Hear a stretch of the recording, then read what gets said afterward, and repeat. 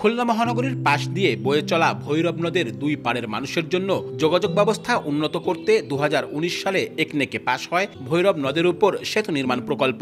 কার্যাদেশের পর 2020 সালের নভেম্বরে শুরু হয় এর নির্মাণ কাজ, যা পরবর্তী 2 বছরে শেষ হওয়ার কথা ছিল। এরই মধ্যে কাজের মেয়াদ বৃদ্ধি করা হয়েছে 2024 সালের জুন মাস পর্যন্ত। তবে গত 4 বছরে নানা অজুহাতে কাজ বন্ধ হয় 4 থেকে 5 বার। গত 15 দিন ধরে ফের বন্ধ রয়েছে কাজ। এখন পর্যন্ত সেতু নির্মাণে অগ্রগতি মাত্র 13%।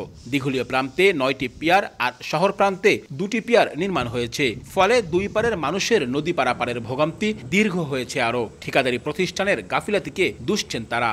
ঠিকাদার এবং রোডস অ্যান্ড হাইওয়ে এদের দুজনেরই অবহেলা আছে আমি মনে করি। দুটো কয়েকটা পিলার উঠছে, এর বেশি কিছু আমরা 4-5 বছর কিছু পাইনি। যত দ্রুত শেষ হয় আমাদের জন্য মঙ্গল, কারণ আমাদের তো ট্রলার পারোয়া আসা যাওয়া একটা ঝামেলা। হবে কি হবে না সে আল্লাহ পাক জানে, আর তারাই জানে, আমরা জানি। আমাদের কাছ থেকে জমি অধিগ্রহণ করছে, তার কোনো আশা আমাদের কাছে এটা করে নাই।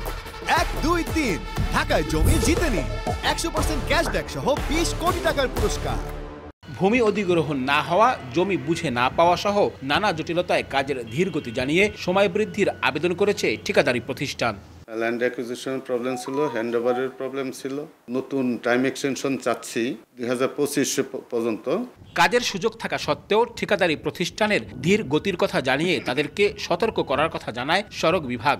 আমরা তাদেরকে নোটিশ টু ডিফল্টও দিয়েছি যে কাজ চলমান না থাকলে তাদেরকে আমরা আসলে ব্যবস্থা নেব। 1.3 কিলোমিটার দীর্ঘ ভৈরব সেতুর নির্মাণে ব্যয় ধরা হয়েছে 617 কোটি 53 লাখ টাকা।